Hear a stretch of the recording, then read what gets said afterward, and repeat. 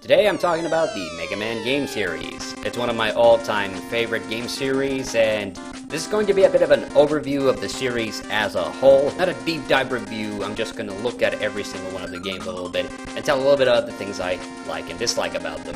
So first, let's look at the first three games on the NES, or the original Trilogy, if you will. These are kind of the most classic and iconic games that everybody thinks of when they think of the Mega Man series. Mega Man 1 is pretty much the most merciless of these. I mean, let's face it, everybody hates Mega Man 1 the first time they play it. But it's one of those games that I've grown a strange affection to over the years and over the course of playing it a lot. Admittedly, that's partly because I know the ins and outs of it so well, especially the weapon weaknesses. But this is definitely not the game you should start with if you have never played Mega Man before. It only has 6 robot masters, also very iconic ones like Cutman, Gutsman, Electman. The music is a bit laid back compared to the rest of the series, but it also has some interesting cheats and what have you. Mega Man 2 is the most iconic of these games, the Mega Man game that other Mega Man games aspire to be. And no wonder, it has one of the most iconic character rosters, and in the quote-unquote normal difficulty, this game is actually very accessible, although the difficult mode is actually the way the game was originally in Japan. It's a lot of people's favorite Mega Man game, and I won't fault them for that. It is very iconic and very memorable. The Robot Masters are some of my all-time favorites, like Bubble Man and Metal Man, but it does have its rough patches as well. And although it's a very well-loved game, most people don't really talk about the weaknesses, such as Quickman's level, which has the instant-death lasers that I'm not a big fan of. And I gotta say, as iconic as the first castle level of this Mega Man game is, I've never really been the biggest fan of the castle levels in any of the Mega Man games. For me, it's really all about the main game. Mega Man 3 is the game that introduced us to Proto Man and Rush. In many ways, it's a more refined game than Mega Man 2, but it also is maybe a little watered down in certain ways. Don't get me wrong, I think the boss roster for this one is pretty iconic as well, but it doesn't have quite as good music as the second game. The Rush items, however, do make the gameplay a lot of fun, and that is my biggest praise for it. The slide was also a fun addition that I personally really like. However, it is a game that also is a little overextended a bit. Maybe in a fit of over-ambition, Keiji Inafune decided to add 4 additional levels before you went to the Fortress levels, which are just extended versions of the earlier levels, and they're not nearly as much fun.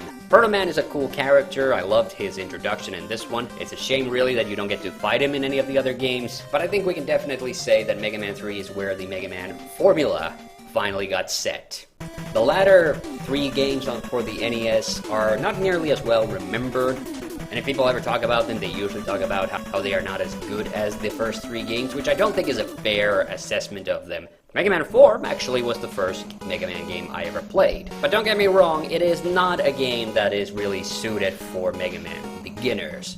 Some of the levels are pretty ruthless, some of the bosses are pretty impossible to beat. However, this game also introduced the Super Shot, and combined with the energy tanks, this usually gives you a fighting chance against some of the bosses.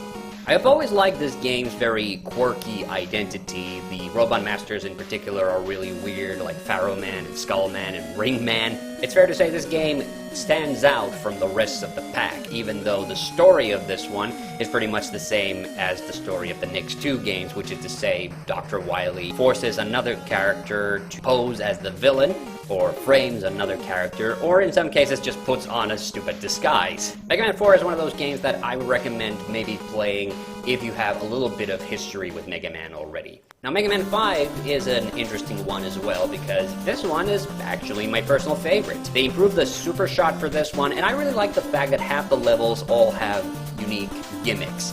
Now, those of you who are familiar with the X series might be screaming internally right now, because I know the gimmick levels in the X games aren't always the most fun. In Mega Man 5's case, however, the gimmicks are all pretty innocent and fun. You get to walk on ceilings in Gravity Man's level, you get to be in space in Starman's level, and in Charge Man's level, you're basically on a train.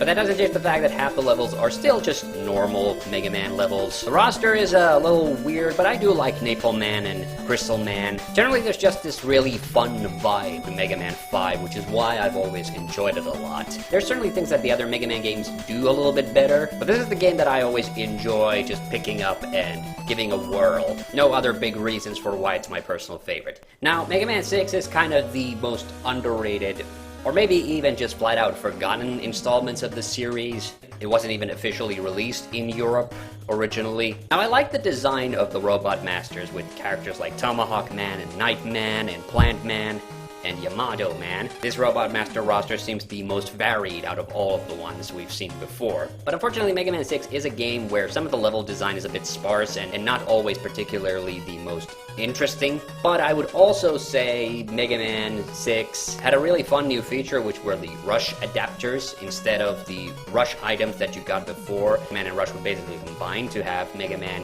get a rocket pack, or allow him to punch through stuff. It's a quirky little thing that does give Mega Man 6 its own special charm. I happen to think the soundtrack is pretty nice. But yeah, I can see why this is not most people's favorite Mega Man game. It's not because it's bad, it's just that it doesn't really have anything super outstanding to make it stand out.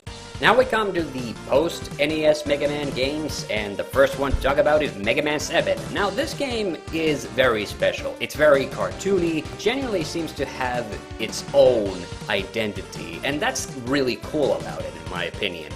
Also, I usually don't care much for the stories in most Mega Man games, but this one actually feels kind of interesting, with the game starring Bass, a character you get introduced to and who later betrays you. Now this game did start a trend that only continued until the next game. It was only allowing you to select from 4 Robot Masters, with the other 4 coming in at the second half of the game. But again, I think this actually makes Mega Man 7 one of those games that's very easy to jump into if you're not familiar with the series. By eliminating half of the weapon weakness cycle, it gives you a much better chance of getting a leg up. I would also like to say that Mega Man 7's level design is generally pretty forgiving, although it does have some really hard parts towards the end, so it is a game where the difficulty does spike eventually. Also, some people don't seem to like the super cartoony design, which was obviously done in order to set it apart from the Mega Man X games that were coming out at the same time. But I personally really like it. Mega Man 7 is one of those games that I just occasionally just get the hankering to play for, and it's specifically because of this fun cartoony aesthetic. I also happen to think this game actually has one of the best soundtracks in the series, alongside the games 2, 3, and 5. And if there is one thing about the sound design that I'm not a big fan of, is that I think some of the sound effects are a bit weak. Now, Mega Man 8 is a very contentious game, and it's mostly because of the horrible voice acting in the cutscenes. Mega Man, today we finish this! Hey, Zach! Why must I fight you? Something this powerful must not fall into the hands of evil. You can call me handsome guy. But frankly, I love terrible voice acting in 90s video games, so this isn't exactly something that terribly bothers me. Plus, Mega Man 8 is the kind of game where you can just skip the cutscenes by simply pressing start. So if the bad voice acting somehow offends you, yeah, there's that. Now, Mega Man 8, I think, is one of the most unfairly judged installments because everybody seems to talk about it like it's this weird black sheep of the series. And in my opinion, it's actually the second best game in the series. It's a lot of fun, it has a lush, cartoony look, the level designs are a lot of fun. Yes, it does have that same design where you only get to choose from half the Robot Masters at different halves of the game. But I feel this game is geared even more towards finding the proper weapon weaknesses, that I don't think it's fair to criticize it for that design choice. Also, these flagged levels where you get joined by all of Mega Man's different robot friends is just super cute. And as awful as the voice acting is during the cutscenes, I think it actually livens up the gameplay quite a bit, so that's another thing I love about it. But yeah, this game does have one major flaw, and those are those goddamn boarding segments in this game. Basically, there's no way to be good at these without just memorizing the series of jumps, and it can get a bit tiresome.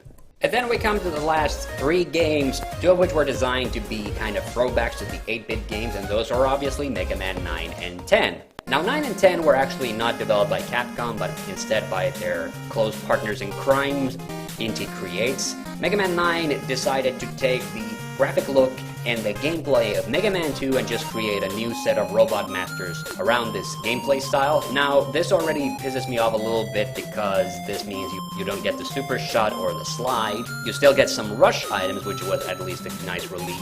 Now, I have to say that I did like this game a lot when it first came out, but it might have been just that it was the first original series Mega Man game to have come out in a decade, because looking back on it, it is actually a decidedly very average Mega Man game, maybe with a slightly higher difficulty, albeit that might be just because I haven't played it nearly as much. I only remember some of the weapon weaknesses. A good bunch of the Robot Masters you can defeat with just your normal weapon, and I did like that they decided to include the series' first female Robot Master, Splash Woman. And I will say the soundtrack was pretty nice, but Mega Man 9 is a game that I honestly just don't find myself coming back to that much. This neo-retro look, even though it really came into vogue thanks partly because of this game, it's not something that I'm terribly impressed by. I prefer to play actual old games to games that try to look and feel old, but I wouldn't say Mega Man 9 is bad by any measure. It's still fairly enjoyable. I would rank it about the same as Mega Man's 4 or 6, and it's certainly way more accessible than number 1 at any rate. Mega Man 10, on the other hand, yeah, this is my least favorite game of the series. Nothing about Mega Man 10 really appeals to me, and it's just very, very obvious that the only reason they even made this game was because Mega Man 9 was so successful. The things that really give this away is the fact that the Robot Masters are some of the most boring in the whole series. I mean, you have Commando Man, you have Pump Man, which is a pump with legs, you have Nitro Man, which is a bike with legs, and then you have Baseball Man, Strike Man, who is just a baseball with legs.